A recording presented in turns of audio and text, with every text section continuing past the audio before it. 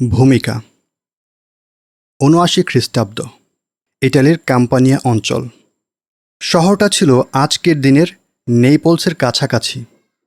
এক পাশে সমুদ্র, গাঢ় নীল আর শান্ত, অন্য পাশে পাহাড়, তার গা ঘেঁষে থাকে সবুজ জলপাই গাছের বহর। ওপরে আকাশ উজ্জ্বল বিস্তৃত, মাঝখানে পম্পেই। চোখ ধাঁধানো এই নাগরিক সভ্যতার শুরু খ্রিস্টপূর্ব ৬ষ্ঠ আর ৭ম শতাব্দীর মাঝামাঝি। খ্রিস্টীয় প্রথম শতকে পৌঁছে যার খ্যাতির শিখরে হয়ে ওঠে সমকালীন বিশ্বের অন্যতম অভিজাত নগরী। রাজকীয় ভিলা, চোখ ধাঁধানো সব স্থাপত্য আর বিচিত্র নকশার ফোয়ারা দিয়ে সাজানো ছিল শহরটা। বিশাল বিশাল মন্দির বসানো হয়েছিল রোমান দেবতা জুপিটার আর অ্যাপোলোর সম্মানে। ঘর আর বাজারে পূজা হতো দেবতা ডায়োনাইসাসের। পম্পের মাটিতে সবচেয়ে উৎকৃষ্ট জাতের আঙুর ফলত। এখানকার আঙুরমদের সুনাম ছিল পুরো রোমান সাম্রাজ্য জুড়ে। ডায়োনাইসাস মদ আর মত্ততার দেবতা। স্বাভাবিকভাবেই তার প্রতি বিশেষ ভক্তি ছিল শহরের লোকের। আমোদ প্রমোদের জন্যে ছিল অ্যাম্ফিথিয়েটার, গ্ল্যাডিয়েটরদের লড়াই, হিংস্র পশু শিকার, রথের প্রতিযোগিতা, নাটক, উৎসবের নানা আয়োজন হতো এখানে। পম্পে ছিল একাধারে ব্যবসা, সংস্কৃতি, পর্যটন আর বিনোদনের কেন্দ্র। নাগরিক জীবনের সব উপকরণ মজুদ ছিল সেখানে। তবে এই সব ছাপিয়ে উঠে আসত আরেকটা পরিচয়। প্রায় ২০,০০০ অধিবাসীর এই শহরে সময় যেন একটু দ্রুতই ছুটত। সবসময় আবেগ, উত্তেজনা আর রোমাঞ্চের উঁচু তারে বাঁধা থাকত শহরটা। শহরের মোড়ে মোড়ে ছিল মদের দোকান আর পতিতালয়। অবাধ মুক্ত যৌনতা ছিল পম্পেয়ের সংস্কৃতি। ঘরের দেয়াল, বাগানে ফোয়ারার নকশা, গণস্নানাগারের ছাদ, সব জায়গাতেই ছিল পর্নোগ্রাফির ছবি। সেই সব ছবিতে ফুটে উঠত সমকাম, উভকাম আর গণযৌনতার দৃশ্য। পম্পেয়ের যৌনতার বাজারে সব বৈধ ছিল। হাত বাড়ালে মিলত সবই। নিজেকে হারিয়ে ফেলার পর খুঁজে পেয়ে আবারও হারিয়ে ফেলার জন্যই যেন তৈরি হয়েছিল শহরটা। আর তাই এখানে মন্ত্রমুগ্ধের মতো ছুটে আসতো নানান দেশ থেকে নানান রকমের মানুষ। তারুণ্যের বাঁধ ভাঙা উল্লাসের কেন্দ্র ছিল পম্পেই। তবে চাঁদের বুকে কালিমার মতো একটা সমস্যা ছিল। দিগন্ত আড়াল করে থাকা ভিসুভিয়ার পর্বত। প্রায় ১৭ বছর আগে ৬৩ খ্রিস্টাব্দে এই ভিসুভিয়ারের অগ্ন্যুৎপাতেই ব্যাপক ক্ষয়ক্ষতি হয়েছিল। তবে ঘুরে দাঁড়িয়েছিল পম্পেই। ধ্বংসাবশেষ থেকে উঠে দাঁড়িয়ে নিজেকে সাজিয়ে নিয়েছিল আগের চেয়েও আকর্ষণীয়, আরও মনোমুগ্ধকর রূপে। ৭৯ খ্রিস্টাব্দের প্রায় পুরোটা বছর জুড়ে ভিসুভিয়াসের হম্বিতম্বি চলছিল। হঠাৎ মাঝরাতে গর্জে উঠে অস্তিত্ব জানান দিত। হালকা ভূমিকম্প নাড়া দিয়ে যেত মাঝে মধ্যে। ধীরে ধীরে ভূমিকম্পের সংখ্যা বাড়ল, কমল মাঝখানের বিরতি। একসময় দেখা গেল ছাইরঙা ভিসুভিয়ার পর্বতের উপারটা ধোঁয়াতে ঢেকে গেছে। কিন্তু ততদিনে অভ্যাস হয়ে গেছে পম্পেয়ের লোকেদের। ভিসুভিয়াসের তর্জন গর্জনকে খুব একটা গুরুত্ব দিত না তারা। জীবন্ত আগ্নেয়গিরিকে পাশে রেখে জীবনের চেনা স্রোতের উপর ভরসা করে নিশ্চিন্তে দিন কাটাতে লাগল। আর তারপর একদিন সকালে ব্যাপারটা ঘটল। প্রচণ্ড শক্তিতে সেকেন্ডে ১৫ লক্ষ টন গলিত পাথর, গুঁড়ো হয়ে যাওয়া আকরিক আর তরল আগুন ছুড়ে দেয়া হলো মাটি থেকে প্রায় ২১ মাইল উঁচুতে। নিঃসরিত হলো হিরোশিমায় ফেলা পারমাণবিক বোমার চাইতেও ১,০০,০০০ গুণ বেশি তাপশক্তি। প্রথম বিস্ফোরণের সময় তাপমাত্রা পৌঁছে গেল ৩০০ ডিগ্রি সেলসিয়াসে। সেকেন্ডের ভগ্নাংশের মধ্যে মারা গেল হাজারো মানুষ। প্রচণ্ড তাপের কারণে সৃষ্ট থার্মাল শকে, তীব্র খিঁচুনিতে তাদের শরীরগুলো অনিয়ন্ত্রিতভাবে বেঁকে গেল। তারপর সব চাপা পড়ল ২১ ফিট গভীর আগ্নেয় ছায়ের নিচে। আগুনের নদীর নিচে সমাধি হল পম্পেয়ের। রাতারাতি উধাও হয়ে গেল প্রাণবন্তর জনপদ। এভাবেই কেটে গেল ১,৫০০ বছর কিংবা আরও বেশি। তারপর হঠাৎ একদিন কোনো এক রাজার প্রাসাদ বানাতে গিয়ে পম্পেয়ের ধ্বংসাবশেষ খুঁজে পেল একদল নির্মাণ শ্রমিক। শুরু হলো হারানো শহরের খোঁজ। ভিসুভিয়াসের লাভা আর ছাই প্রস্তরীভূত করে ফেলেছিল পম্পেইকে।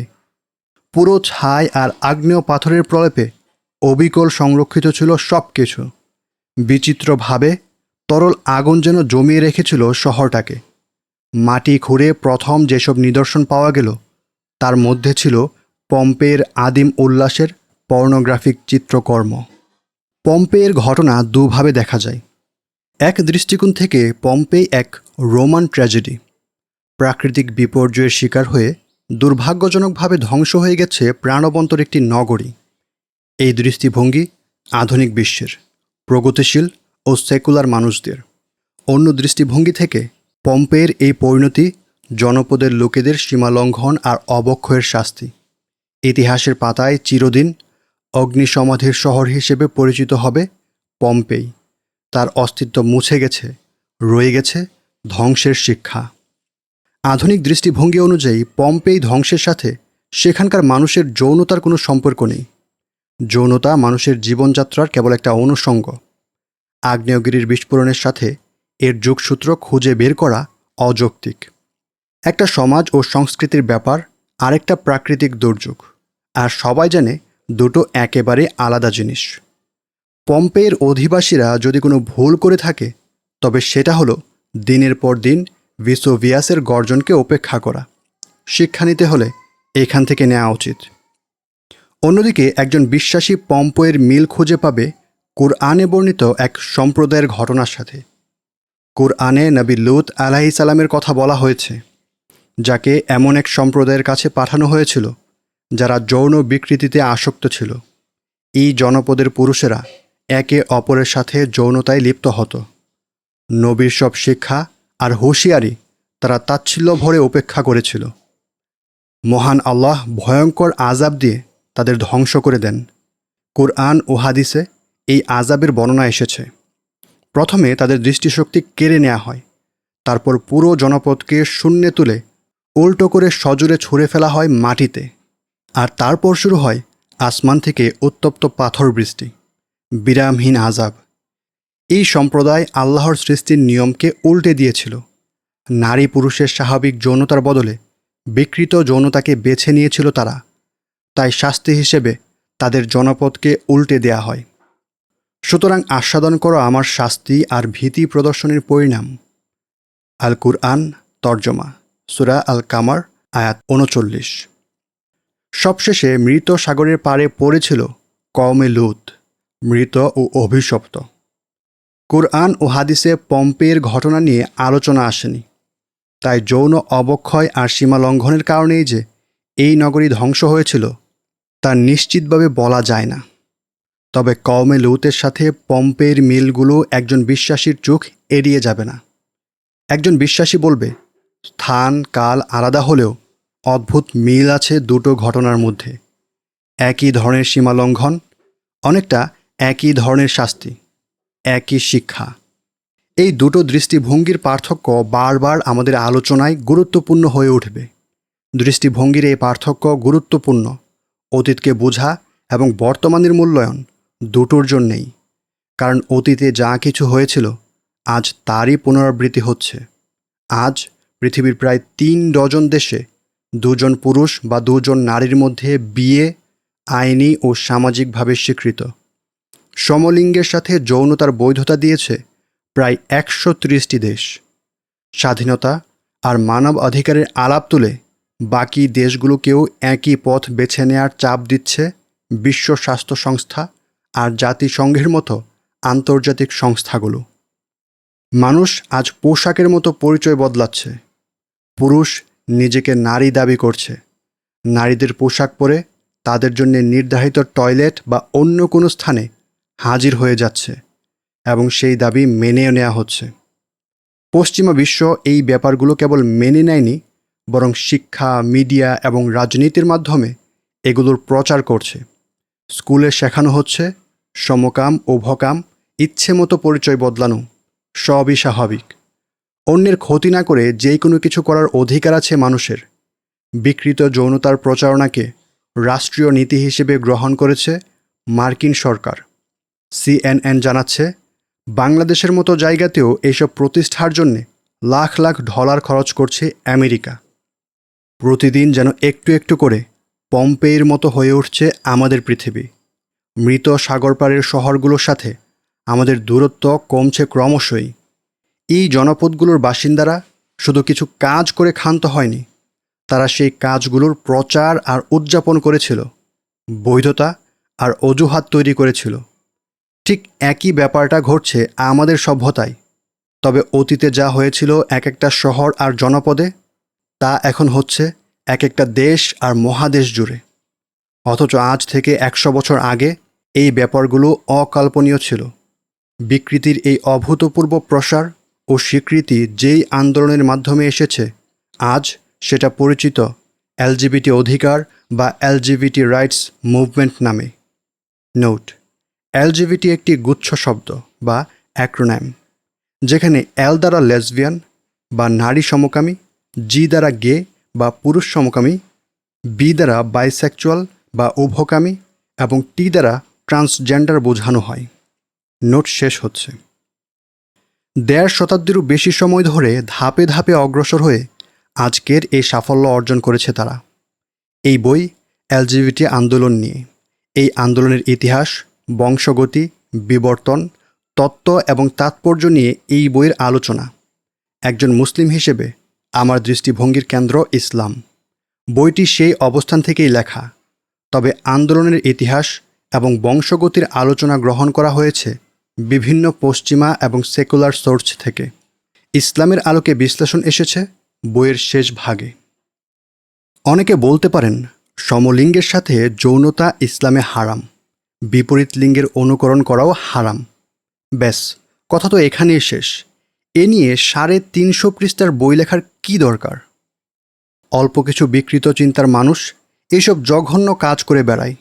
এইসব নিয়ে বেশি কথা বললে এগুলো আরও বেশি ছড়াবে। এখানে দুটি বিষয় বোঝা জরুরি। প্রথমত, এলজিবিটি স্রেফ অল্প কিছু বিকৃতকামী মানুষের আন্দোলন না। যদি তাই হতো, তাহলে এই আন্দোলন এত বিস্তৃত, এত প্রভাবশালী হয়ে উঠত না। আফ্রিকা থেকে বাংলাদেশ পর্যন্ত এই নিয়ে এত শোরগোল, এত আয়োজন দেখতাম না আমরা। এই আন্দোলনে সক্রিয়ভাবে যুক্ত অল্প কিছু মানুষ, কিন্তু তাদের পৃষ্ঠপোষকতা করছে প্রবল ক্ষমতাধর কিছু গোষ্ঠী। দ্বিতীয়ত, এটি নিছক কিছু দাবি আদায়ের আন্দোলন না। এই আন্দোলনের একটি মতাদর্শিক দিক আছে সভ্যতাগত তাৎপর্য। যৌন বিকৃতির এই মতবাদের সাথে ঘনিষ্ঠ সম্পর্ক আছে আধুনিক পশ্চিমা দর্শন ও জীবনবোধের। এই কারণে আজ আধুনিক ও প্রগতিশীল হতে হলে এলজিবিটি অধিকারকে সমর্থন দেওয়া বাধ্যতামূলক। মতাদর্শিক এই দিকটি বোঝা প্রয়োজন। এই ধরনের বিষয়গুলো নিয়ে ইসলামের অবস্থান স্পষ্ট। খুব সংক্ষেপে 2-3 পৃষ্ঠার মধ্যে তা লিখে ফেলা সম্ভব। এই কথা সত্য। তবে যারা জীবনের সব অক্ষে ইসলামের শিক্ষা মেনে চলার চেষ্টা করেন, ওই আলোচনা কেবল তাদের জন্যই যথেষ্ট হবে। যারা এমন না, যারা আধিপত্যশালী সংস্কৃতি ও শাসন ব্যবস্থা দ্বারা প্রভাবিত, আধুনিকতার নানান বিশ্বাসকে যারা চিরন্তন সত্য হিসেবে গ্রহণ করে নিয়েছেন, হুকুম আহকামের বর্ণনা কিংবা ফাতুয়া তাদের জন্য যথেষ্ট হবে না। তাদের মনে প্রশ্ন থেকে যাবে, যৌন বিকৃতি আজ একটা বৈশ্বিক প্রকল্প। শিক্ষা, সংস্কৃতি, আইন থেকে শুরু করে রাষ্ট্রীয় এবং আন্তর্জাতিক পলিসিকে এটি প্রভাবিত করছে। এই প্রকল্পের মোকাবিলা করতে হলে, এই মতবাদকে প্রশ্ন করতে হলে, নিজের অবস্থানের সমর্থনে কথা বলতে হলে এই আন্দোলনের ইতিহাস ও বংশগতি সম্পর্কে জানতে হবে। স্পষ্ট ধারণা থাকতে হবে ইসলাম ও আধুনিক পশ্চিমা জীবন দর্শনের পার্থক্য ও দ্বন্দ্বের ব্যাপারেও। বইটি লিখতে গিয়ে নোংরামির অনেক বীভৎস ইতিহাস, বর্ণনা আর তত্ত্ব ঘাঁটতে হয়েছে। ব্যাপারটা আমার জন্য কষ্টকর ছিল। অনেক ধোয়া মোছার পর, অনেক কিছু আড়াল করে, বাদ দিয়ে সেই সব তথ্যের সামান্য কিছু অংশ এই বইতে আনা হয়েছে। তারপরেও কিছু অধ্যায়ে বিকৃতির যে চিত্র ফুটে উঠেছে, তার দিকে তাকানোর অভিজ্ঞতা সুখকর হবার কথা না। বিশেষ করে প্লেগ অধ্যায়ের আলোচনা। তাই পাঠকের কাছে শুরুতেই আমি ক্ষমা চেয়ে নিচ্ছি। তবে এই বাস্তবতাগুলো তুলে আনা প্রয়োজন ছিল। অধিকার আর স্বাধীনতার মুখরোচক বলির আড়ালে ঠিক কোন ধরনের আচরণ আর জীবনের স্বীকৃতি চাওয়া হচ্ছে, তা কিভাবে সমাজ ও সভ্যতাকে প্রভাবিত করে, তা আমাদের জানা দরকার। প্রায় 40 বছর ধরে এলজিবিটি জীবনযাত্রার বাস্তবতাকে সুকৌশলে সাধারণ মানুষের কাছ থেকে আড়াল করা হয়েছে। সমাজের সামনে তুলে ধরা হয়েছে বানোয়াট এক ছবি। কাজটা করা হয়েছে পরিকল্পিত প্রোপাগান্ডার অংশ হিসেবে, যার উদ্দেশ্য ছিল আন্দোলনের লক্ষ্যে জনসমর্থন তৈরি করা এবং সমাজের দৃষ্টিভঙ্গি বদলে দেয়া। এই জন্যে কাজে লাগানো হয়েছে অ্যাডভার্টাইজিং আর মনোবিজ্ঞানের সূক্ষ্ম সব কৌশল। এই আন্দোলনের স্ট্র্যাটেজিস্টদের লেখায় সরাসরি এসব কথা উঠে এসেছে। দেখুন অধ্যায় 6 এলজিবিটি। তাই কুৎসিত হলেও বাস্তবতাকে চিনে রাখা দরকার। তা না হলে খুব সহজে আমরা প্রভাবিত হব, প্রতারিত হব, ফাঁদে পা দেব, যেমনটা হয়েছে পাশ্চাত্যের ক্ষেত্রে। সত্য যতই অপ্রিয় কিংবা অস্বস্তিকর হোক, প্রকাশ করতে হবে, কারণ নীরবতার জন্যে যেই মূল্য দিতে হবে তা অনেক অনেক চড়া। মহান আল্লাহ সত্য প্রকাশে কখনো সংকোচ বোধ করেন না। মুসলিম হিসেবে আমাদেরও করা উচিত না। এই বইয়ের আলোচনা 3 ভাগে বিভক্ত। প্রথম অংশের আলোচনা সমকামী আন্দোলনের ইতিহাস এবং প্রধান তাত্ত্বিকদের নিয়ে। এলজিবিটি আন্দোলনের সবচেয়ে আগ্রাসী অংশ ট্রান্সজেন্ডারবাদ নিয়ে আলোচনা করা হয়েছে দ্বিতীয় অংশে।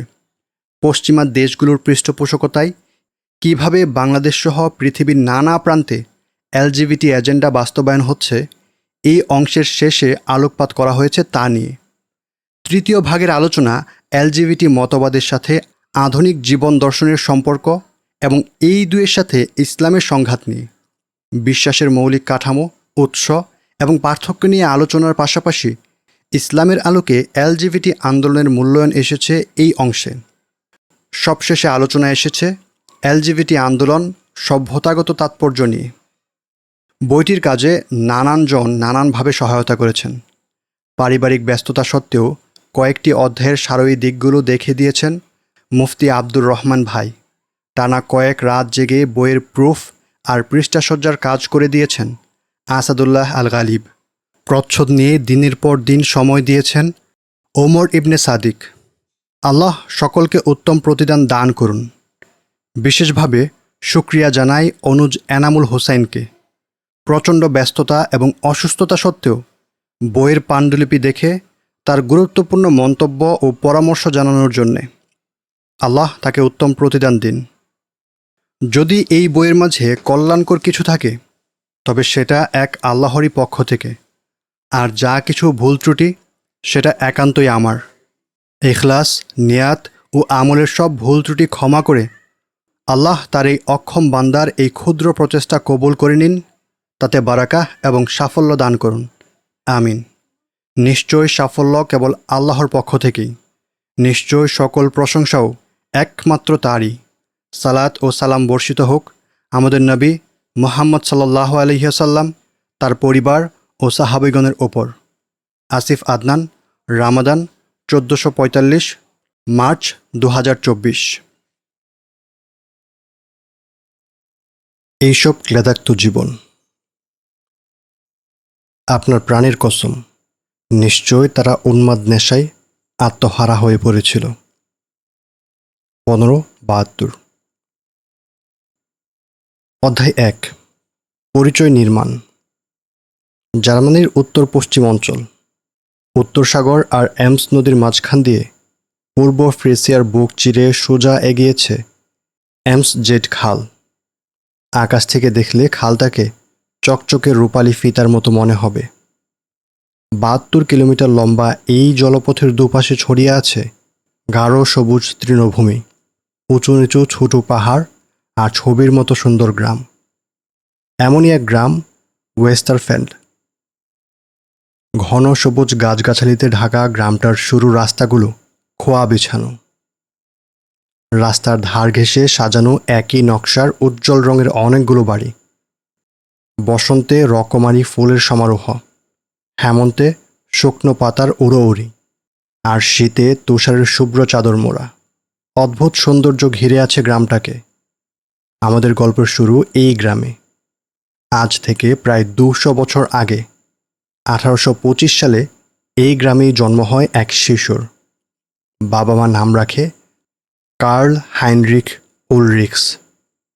নাম রাখার সময় তারা কি ভেবেছিল এই নাম একদিন ইতিহাসের পাতায় জায়গা করে নেবে? অনেক অনেক বছর পরেও তাকে নিয়ে চলবে আলোচনা আর সমালোচনা। হয়তো সন্তান বড় হয়ে নাম করবে এমন ইচ্ছে অনেক বাবা মার মনে সুপ্ত থাকে।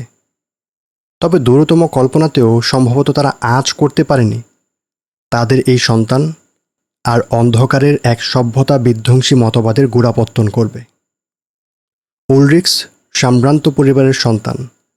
বাবা ছিল সরকারি স্থপতি। তার শৈশব কেটেছিল বিশাল এক অ্যাস্টেটে। একমাত্র ছেলে হওয়াতে দু বোনের চাইতে মায়ের আদর কিছুটা বেশিই বরাদ্দ থাকতো তার জন্যে। আদরের আতিশয্য আর মায়ের মনের অজানা শঙ্কার ভিড়ে গ্রামের অন্যান্যদের সাথে খুব একটা মেলামেশা হতো না তার। এই ধরনের ক্ষেত্রে সাধারণত যা হয়, ছেলেবেলা থেকেই উলরিক্স বেড়ে ওঠে লাজুক আর কিছুটা অমিশুক হয়ে। এভাবেই দিন চলে যাচ্ছিল। হঠাৎ ছন্দপতন ঘটে। মারা যায় উলরিক্সের বাবা। তার বয়স তখন 10। 14 বছর বয়সে হাই স্কুল পাঠিয়ে দেওয়া হয় তাকে। প্রথম বছরেই শান্ত চাপা স্বভাবের উলরিক্সকে বাগে পেয়ে ধর্ষণ করে স্কুলের এক পুরুষ প্রশিক্ষক। কৈশোরের এই নির্জন আগ্রাসনের চিহ্ন আজীবন বয়ে বেড়াবে উলরিক্স। এই চিহ্নের প্রতিক্রিয়া লণ্ডভণ্ড করে ফেলবে ভবিষ্যৎ পৃথিবীর অগণিত মানুষের জীবন। স্কুলের পাঠ চুকিয়ে 1844 সালে উলরিক্স পাড়ি জমায় গটিনগেন শহরে। আইনজীবী হওয়ার জন্য পড়াশোনা শুরু করে। তেমন কোনো অঘটন ছাড়াই কেটে যায় 2 বছর। তারপর জেগে ওঠে অন্ধকারের স্রোত। 1846-এ স্থানীয় এক বল নাচের আসরে কিছু স্কুল ছাত্রের উপর নজর পড়ে তার। ইউনিফর্ম পরা কিশোরদের প্রতি তীব্র আকর্ষণ অনুভব করে উলরিক্স। যেই বয়সে সে নির্যাতনের শিকার হয়েছিল, এই ছাত্রদের বয়স ছিল তার কাছাকাছি। ওই রাতের পর অনেকটা হুট করেই উলরিক্স সিদ্ধান্ত নেয় গটিনগেন থেকে বার্লিন চলে যাবার। হঠাৎ নেয়া এই সিদ্ধান্তের সাথে সম্পর্ক আছে সেই সময়কার বার্লিন নগরীর বিশেষ এক সুখ্যাতির। 19বিংশ শতাব্দীর প্রথম দিক থেকেই পতিতাবৃত্তির কেন্দ্র হিসেবে কুখ্যাত হয়ে ওঠে বার্লিন। এই শহরের নিষিদ্ধ পল্লীগুলোর সুনাম ছড়িয়ে পড়ে পুরো ইউরোপে। নারী দেহের পাশাপাশি অল্প বয়সী পুরুষ দেহও দেদারসে বিক্রি হতো বার্লিনে। এই শহরেই শুরু হয় কার্ল হাইনরিখ উলরিক্সের জীবনের অন্ধকার অধ্যায়। দিনের বেলায় বিশ্ববিদ্যালয়ের সুবোধ ছাত্র উলরিক্স রাতের বেলায় ওকে ঝুঁকি মারতে শুরু করে বার্লিনের নিষিদ্ধ পল্লীতে। ওই এলাকাগুলোতে যেখানে আনাগোনা গরিব বালক আর ভবঘুরে কিশোরদের। টাকার বিনিময়ে তারা শরীর বিক্রি করত, আর তা কিনতে দেশের নানা প্রান্ত থেকে আসতো ক্রেতারা।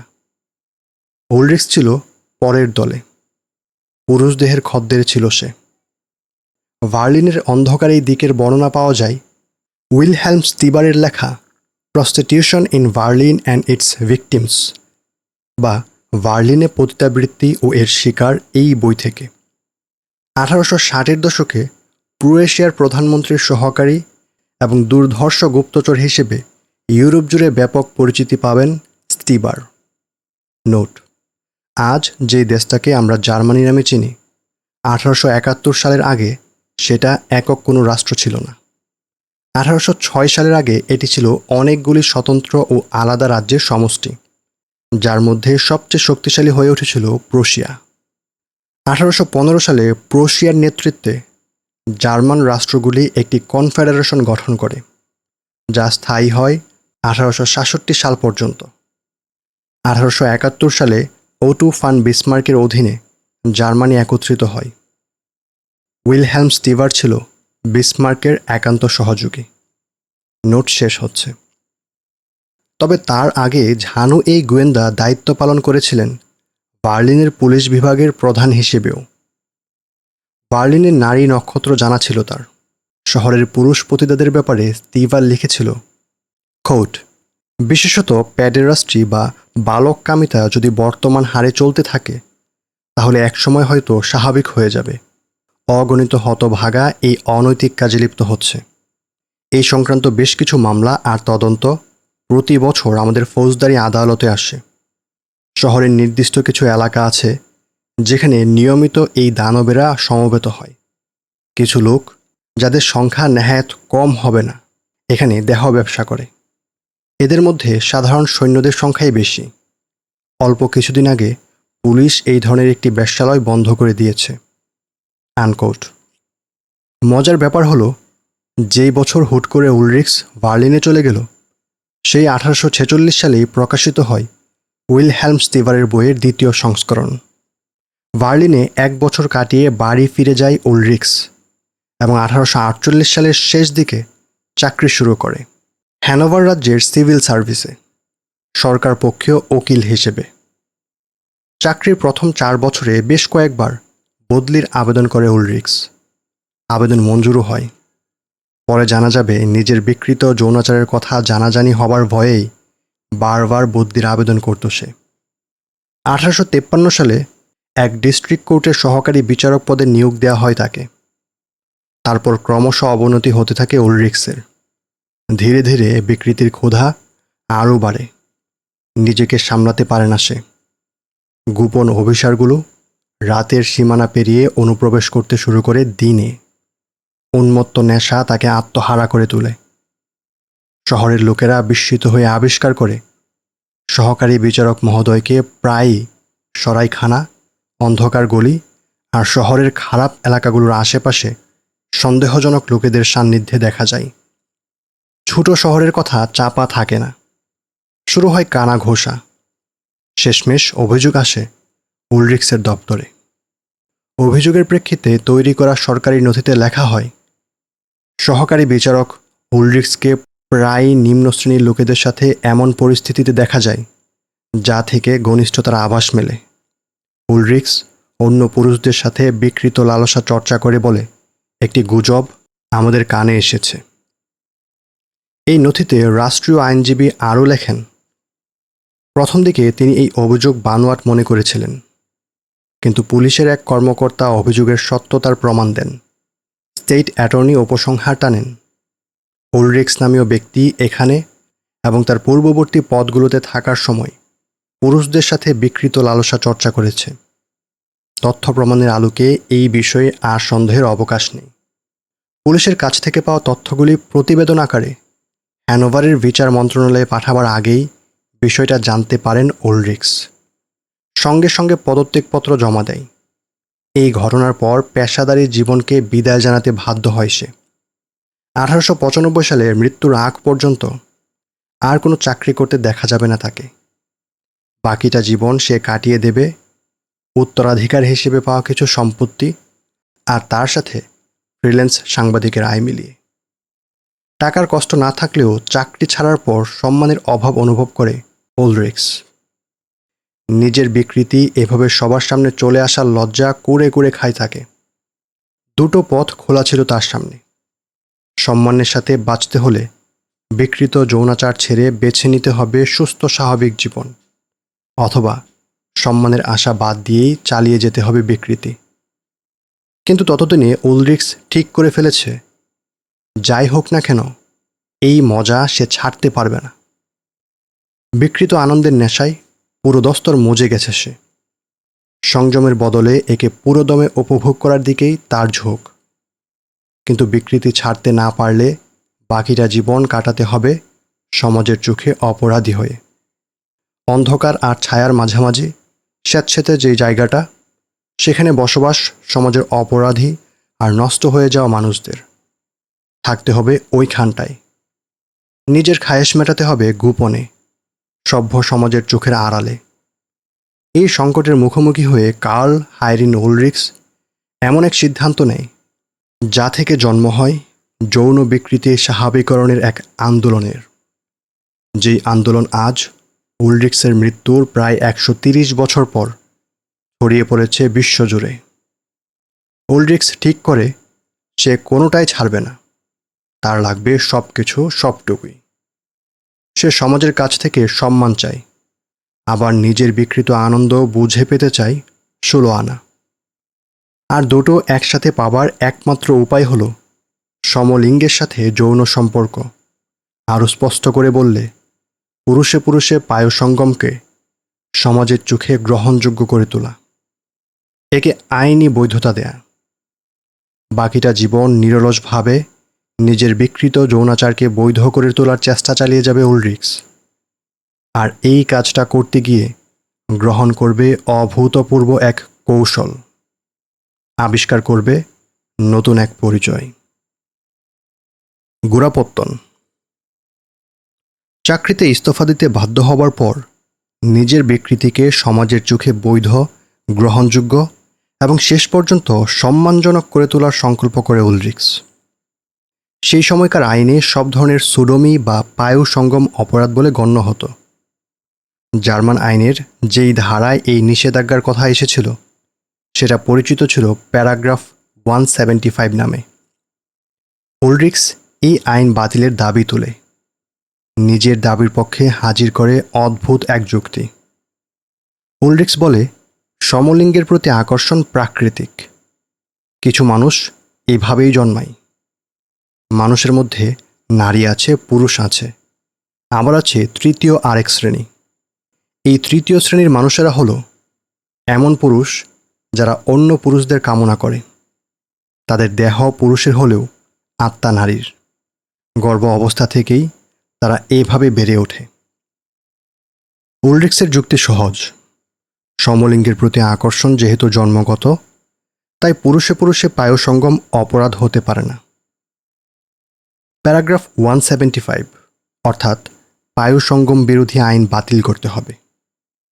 উলরিক্স এই তৃতীয় লিঙ্গের নাম দেয় আর্নিং, আর এই অবস্থার নাম দেয় ইউরেনিয়ান। শব্দগুলো গ্রিক দার্শনিক প্লেটোর বিখ্যাত সিম্পোসিয়াম রচনাবলী থেকে ধার করা। 1863 থেকে বেনামে প্রকাশিত লিফলেট ও পুস্তিকার মাধ্যমে তৃতীয় লিঙ্গ তত্ত্ব প্রচার করতে শুরু করে উলরিক্স। এসব লেখার শেষে বিকৃত যৌনতাকে মেনে নেয়ার এবং প্যারাগ্রাফ 175 বাতিলের দাবি থাকত। 1866 সালে অনাহত অতিথির মতো মিউনিখে জার্মান আইনজ্ঞদের বা জুরিস্টদের এক সম্মেলনে হাজির হয় উলরিক্স। এক সকালে সম্মেলনের মঞ্চে উঠে পায়ুসঙ্গম বিরোধী আইন বাতিলের প্রস্তাব তোলে।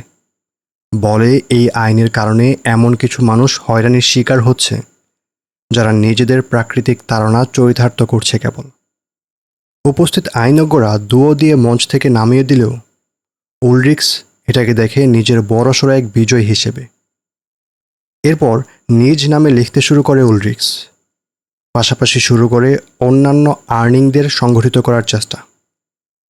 কখনো সংঘ বানানো, কখনো ম্যাগাজিন ছাপানো, চলে নানান তৎপরতা, কিন্তু কোনোটাই তেমন সাড়া পায় না। তবে এইসব করতে গিয়ে জার্মানির বাইরের সমমনা বেশ কিছু লোকেদের সাথে যোগাযোগ গড়ে ওঠে তার। এদের মধ্যে একজন ছিল কার্লো মারিয়া কার্ডভেনি নামে হাঙ্গেরির এক লেখক।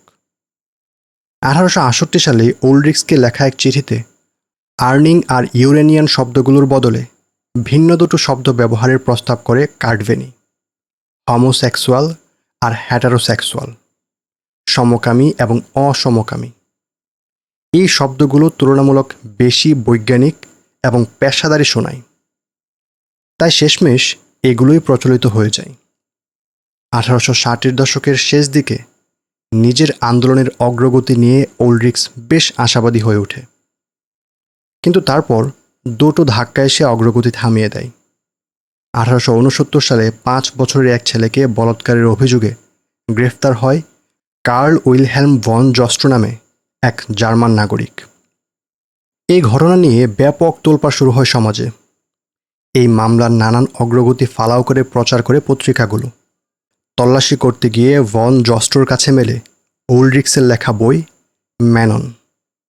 মিডিয়াতে আসে উলরিক্সের চিন্তার অনুসারী ছিল ভন জস্ট্রো। এতে করে উলরিক্সের কার্যক্রম বেশ দুর্বল হয়ে পড়ে। জনমত আগে থেকেই ইতিবাচক ছিল না, এবার একেবারে বিরুদ্ধে চলে যায়। ঠিক পরের বছর 1870 সালে বিসমার্কের অধীনে জার্মানির একীভূতকরণ হয়। একত্রিত করা হয় সব আইন।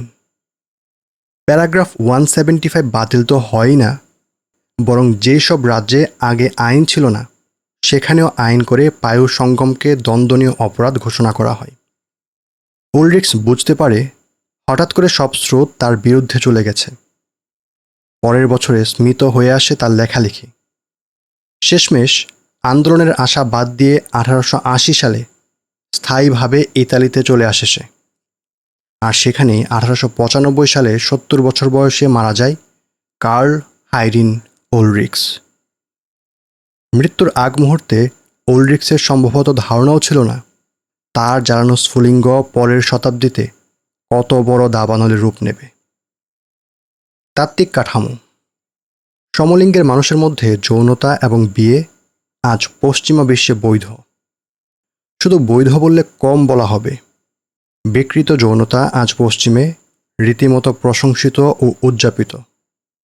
মিডিয়া, পাঠ্য বই, সরকার সবাইকে স্বাভাবিক হিসেবে তুলে ধরছে নানাভাবে। পশ্চিমা সরকারগুলো প্রভাব খাটিয়ে বিকৃত যৌনতাকে বৈধতা দেওয়ার জন্যে বাকি বিশ্বকে চাপ দিচ্ছে জাতিসংঘের মাধ্যমে। অথচ একসময় পুরো পশ্চিমা বিশ্বে পায়ু সঙ্গম ছিল আইনত দণ্ডনীয় অপরাধ।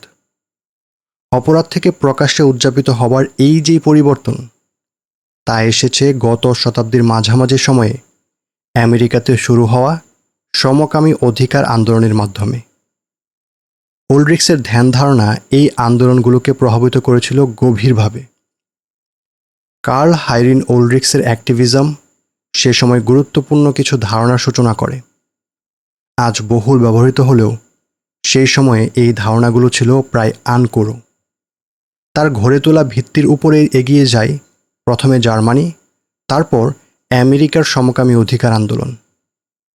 উলরিক্সের তত্ত্বগুলো একসময় সমকামী আন্দোলনের সবচেয়ে কার্যকরী অস্ত্রে পরিণত হয়। এই কারণেই উলরিক্স গুরুত্বপূর্ণ। উলরিক্সের চিন্তার সবচেয়ে তাৎপর্যপূর্ণ দিকগুলোর দিকে তাকানো যাক।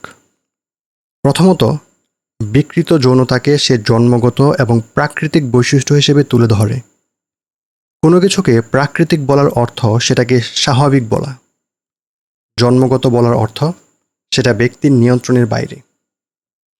তৃতীয় লিঙ্গ তত্ত্বের মাধ্যমে উলরিক্স দাবি করে কিছু মানুষের দেহ পুরুষের হলেও আত্মা নারীর, তাই তারা পুরুষপ্রেমী। তারা এইভাবেই জন্মেছে, আর জন্মগত বৈশিষ্ট্যের কারণে কাউকে দোষী বলা ঠিক না। জন্মের উপর তো কারো হাত থাকে না। পরে আমরা দেখতে পাব মার্কিন সমকামী আন্দোলন এবং হাল আমলের ট্রান্সজেন্ডার মতবাদ দুটোর বিকাশেই মৌলিক অবদান রেখেছে উলরিক্সের এই বানোয়াট তৃতীয় লিঙ্গ তত্ত্ব। দ্বিতীয়ত, সমলিঙ্গের সাথে যৌনতাকে আলাদা পরিচয়ের ভিত্তি বানালো উলরিক্স। একটা নির্দিষ্ট ধরনের যৌন আচরণকে একটা পরিচয় বানিয়ে ফেলল। সেই সময়ে পুরুষে পুরুষে বিকৃত কামের ব্যাপারটা একেবারে অপরিচিত ছিল না। পুরুষ পতিতাদের ভালো রকমের আনাগোনা ছিল সমাজে। তবে এই ব্যাপারে সমাজের দৃষ্টিভঙ্গি ছিল এগুলো জঘন্য অপরাধ, নৈতিক শৃঙ্খলন আর বিকৃত আকাঙ্ক্ষার কারণে কিছু লোক এসব কাজ করে। পুরুষে পুরুষে যৌনতা আলাদা পরিচয়ের ভিত্তি ছিল না। তখনকার পুরুষ পতিতা এবং তাদের খদ্দের অনেকেই নিজেদের আর্নিং বা সমকামী বলে আলাদা একটা শ্রেণী মনে করত না। এদের অনেকেরই স্ত্রী সন্তান ছিল, অনেকের ছিল প্রেমিকা। উলরিক্স নিজে এক চিঠিতে এই কথা স্বীকার করে লিখেছিল, বার্লিনের পুরুষ পতিতারা আর্নিং না। সমলিঙ্গের সাথে যৌনতাকে স্বতন্ত্র একটা পরিচয় বানিয়ে ফেলার কৃতিত্ব তাই পুরোপুরিভাবে উলরিক্সের।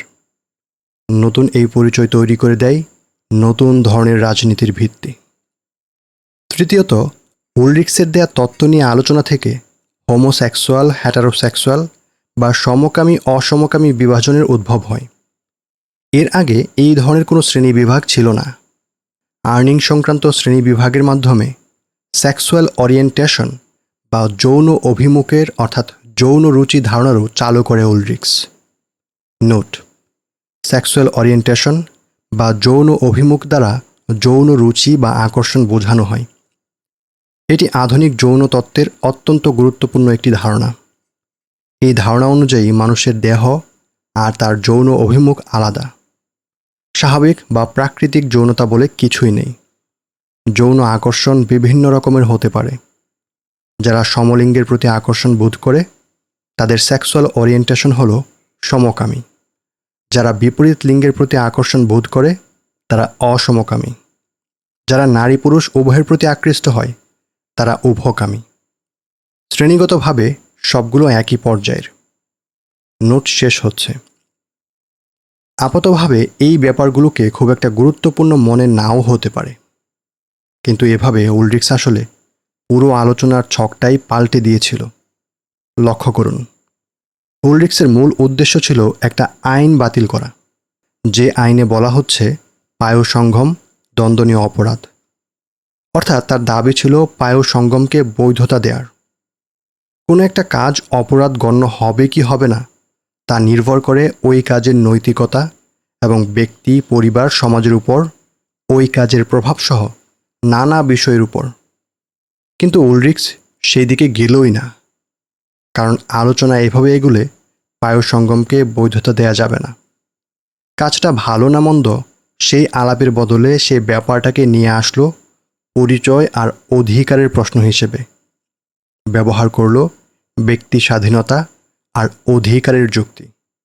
1870-এ প্রকাশিত এক পামফ্লেটের উলরিক্স লিখল, একজন আর্নিংও মানুষ, তারও জন্মগত অবিচ্ছেদ্য অধিকার আছে। তার যৌনতা প্রকৃতির দ্বারা প্রতিষ্ঠিত অধিকার। আইন প্রণেতাদের কোনো অধিকার নেই প্রকৃতিকে ভেটো দেওয়ার। তাদের কোনো অধিকার নেই প্রকৃতির স্বাভাবিক গতিপথে বাধা দেওয়ার। তাদের অধিকার নেই প্রকৃতি যাদের মধ্যে এই তাড়না তৈরি করেছে সেই সব জীবন্ত প্রাণীদের নির্যাতন করার। কোনো আচরণের নৈতিকতা ও বৈধতার প্রশ্নকে উল্টে দিয়ে অধিকারের প্রশ্ন বানিয়ে ফেলা, সমকামী নামে একটা আলাদা পরিচয় তৈরি করা, আর সেই পরিচয়ের ভিত্তিতে সংখ্যালঘু হিসেবে অধিকার দাবি করে বসা উলরিক্সের সবচেয়ে বড় কৃতিত্ব।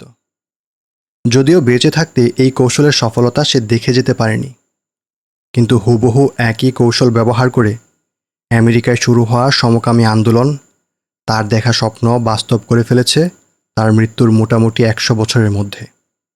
তবে এই কাজটা তারা করেছে ধাপে ধাপে। প্রথম ধাপে অল্প কিছু মানুষ তাদের ঐচ্ছিক যৌন আচরণকে একটি পরিচয় অর্থাৎ সমকামী বানিয়ে নিয়েছে। বলেছে সমকামীরা একটি বিশেষ শ্রেণীর মানুষ, সমকামিতা জন্মগত, এর উপর তাদের কোনো নিয়ন্ত্রণ নেই। দ্বিতীয় ধাপে কৃত্রিম এই পরিচয়ের ভিত্তিতে নিজেদের তারা সংখ্যালঘু এবং সুবিধাবঞ্চিত সম্প্রদায় হিসেবে উপস্থাপন করেছে। বলেছে সমকামী হবার কারণে তারা বৈষম্যের শিকার, তারা স্বাধীনভাবে ভালোবাসতে পারছে না। তৃতীয় ধাপে বিকৃত যৌনকর্মের বৈধতার কথা সামনে এনেছে অধিকারের প্রশ্ন হিসেবে। যারা সমকামী তাদেরও অন্য 10 জনের মতো অধিকার আছে। আপনি সমকামিতা অপছন্দ করতে পারেন, কিন্তু আরেকজনের তা করার অধিকার আছে। চতুর্থ ধাপে বিকৃত যৌনতাকে উপস্থাপন করা হয়েছে স্বাভাবিক হিসেবে। এভাবে আচরণ থেকে মনোযোগ সরিয়ে নিয়ে সমকামিতার বৈধতাকে দেখানো হয়েছে অধিকারের প্রশ্ন হিসেবে, এবং এই কৌশলে বাজিমাত হয়ে গেছে। বিকৃত যৌনতাকে স্বাভাবিক হিসেবে মেনে নেওয়া হয়েছে পুরো পশ্চিমা বিশ্বে। এই কৌশলেই আজ বাংলাদেশেও যৌন অধিকার, যৌন সংখ্যালঘু, যৌন বৈচিত্র্য এর মতো শব্দ ব্যবহার করে চলছে বিকৃত যৌনতার পক্ষে প্রচারণা। তর্কের এই পুরো কাঠামোটাই উলরিক্সের কাছ থেকে নেয়া। বিকৃতি নাকি অধিকার? সমকামীরা সংখ্যালঘু, সুবিধাবঞ্চিত, বৈষম্যের শিকার। স্রেফ সেকেলে ধ্যান ধারণার কারণে সমাজ সমকামীদের অধিকার দিচ্ছে না। কথাগুলো আজ খুবই পরিচিত আমাদের সমাজেও, কিন্তু এই পুরো আলোচনার প্রথম ধাপটাকে যদি প্রশ্ন করা হয় তাহলে হুড়মুড় করে ভেঙে পড়ে বাকি সব কিছু। সমকামীরা বলে তারা স্বাভাবিক মানুষদের সমান অধিকার চায়। স্বাভাবিক মানুষ, ওদের ভাষায় হেটারোসেক্সুয়াল বা অসমকামী যা কিছু করতে পারে সেটা করতে দিতে হবে তাদেরকেও।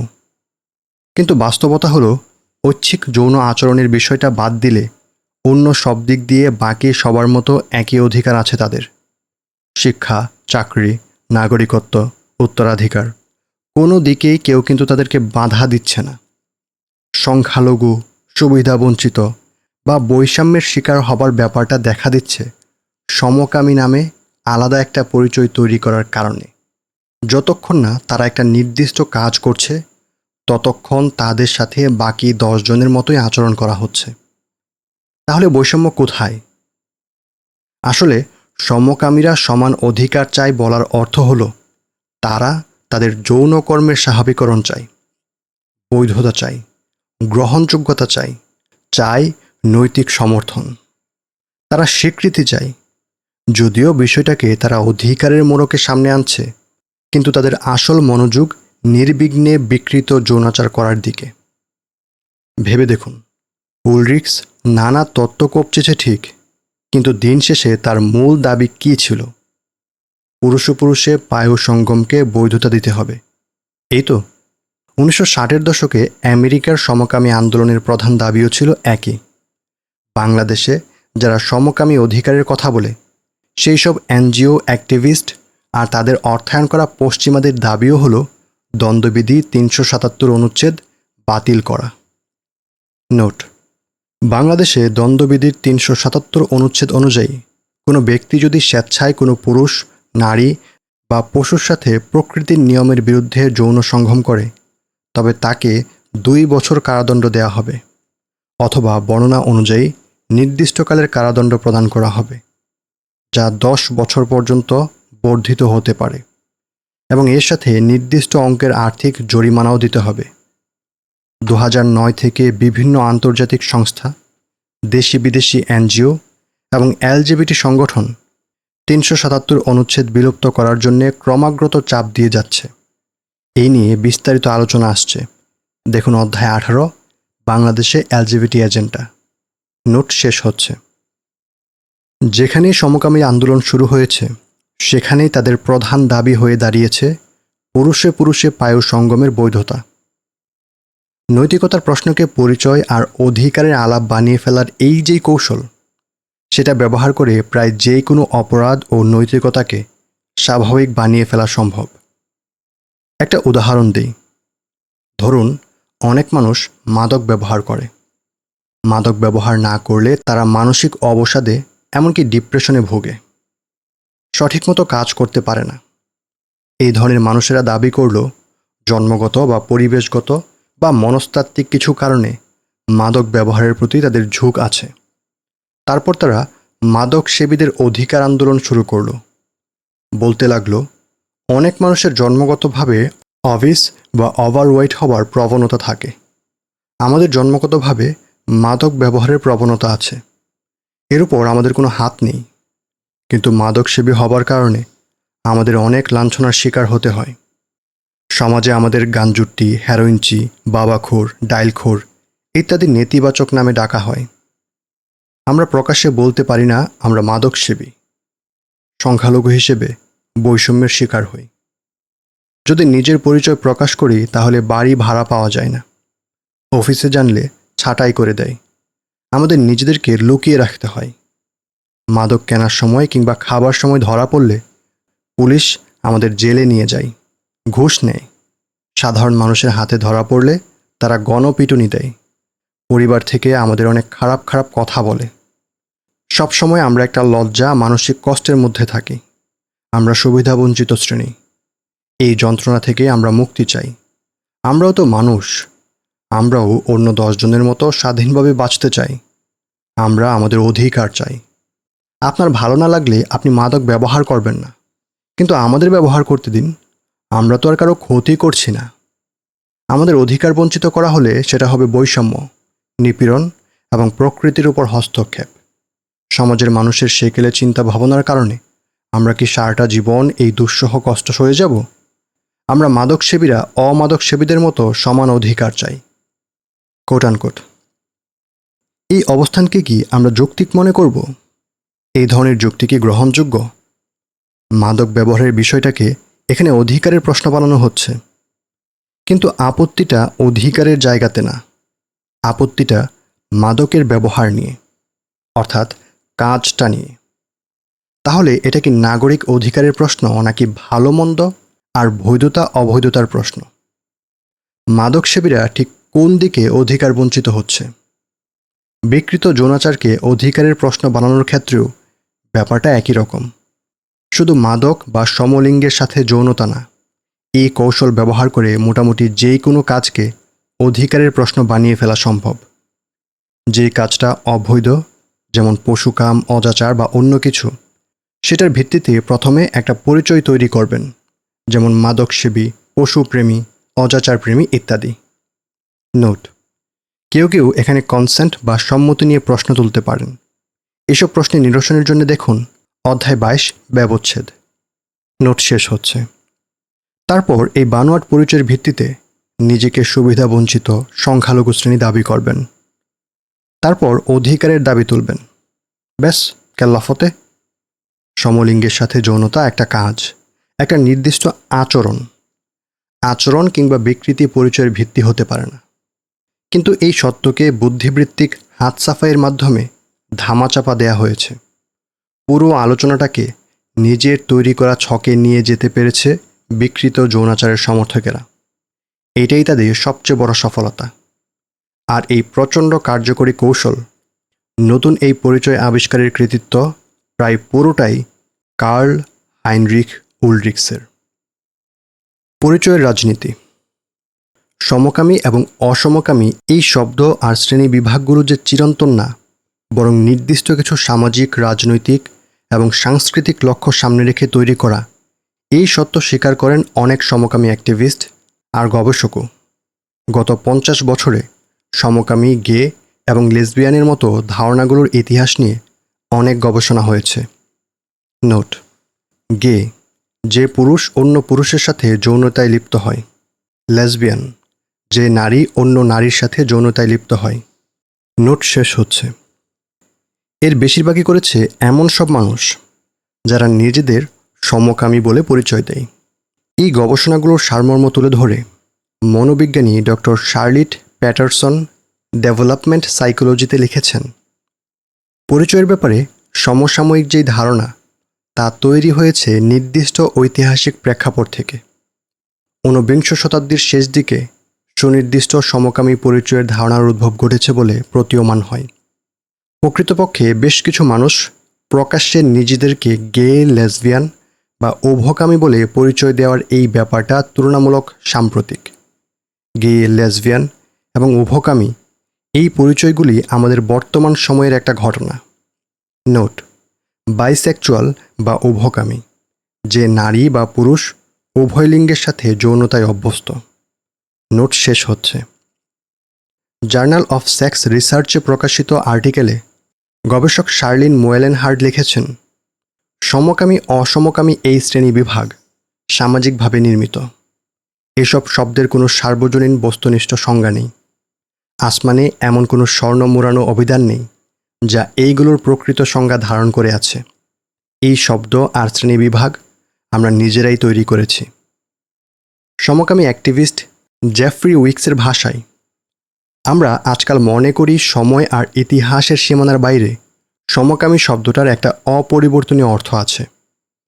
প্রকৃতপক্ষে এটি ইতিহাসের নির্দিষ্ট প্রেক্ষাপটের ফসল, সাংস্কৃতিক নিদর্শন, যা তৈরি করা হয়েছে একটি বিশেষ ধারণা প্রকাশ করার জন্যে।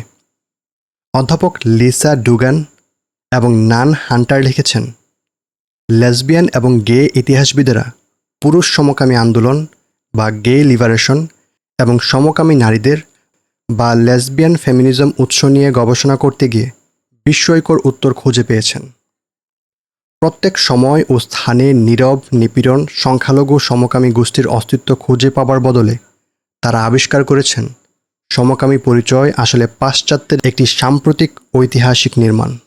যেমন জেফ্রি উইকস, জনাথন ক্যাটস এবং লিলিয়ান ফেইডারম্যান এই পরিচয়গুলোর উৎস খুঁজে পেয়েছেন 19বিংশ শতাব্দীর শেষ দিকে।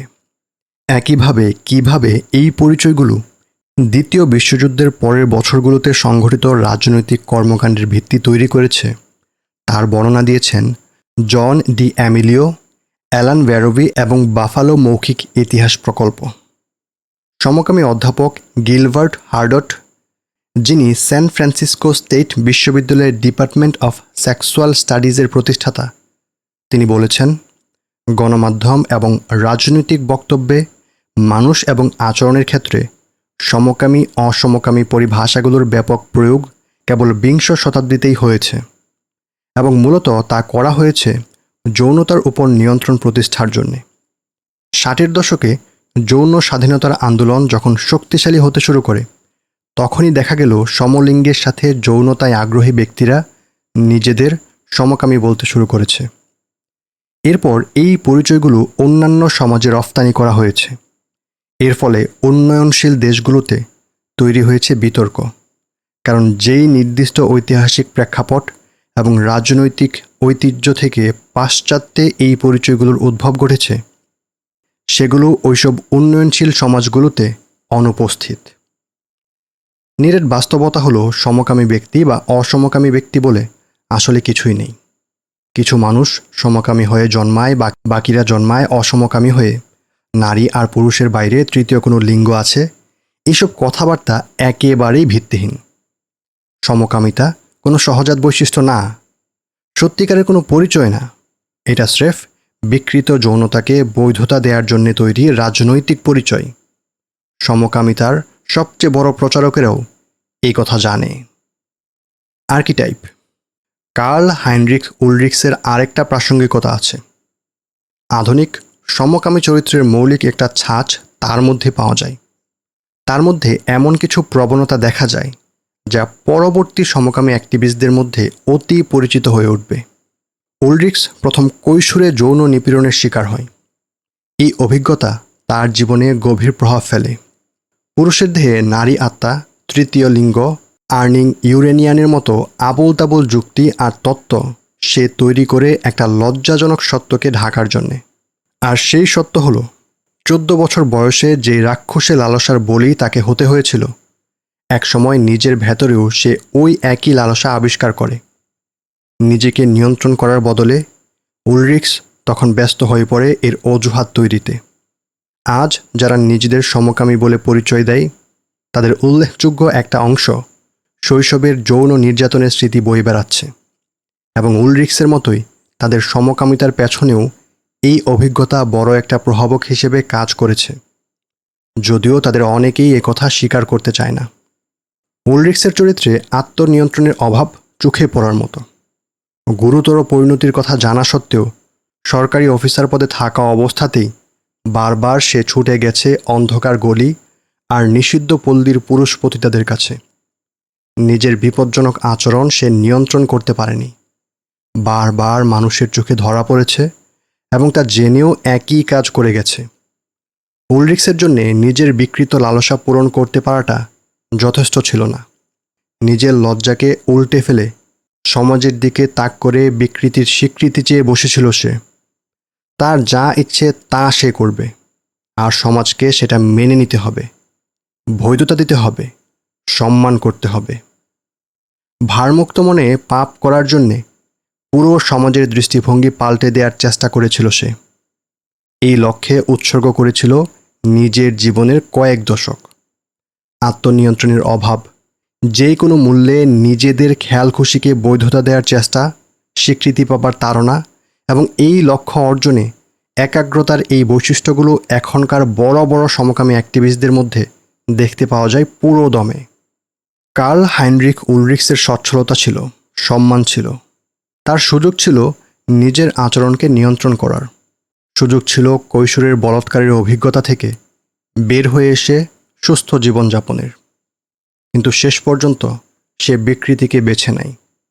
নিজের কামনাকে নিয়ন্ত্রণ করার বদলে সে সিদ্ধান্ত নেয় একে সঠিক প্রমাণ করার।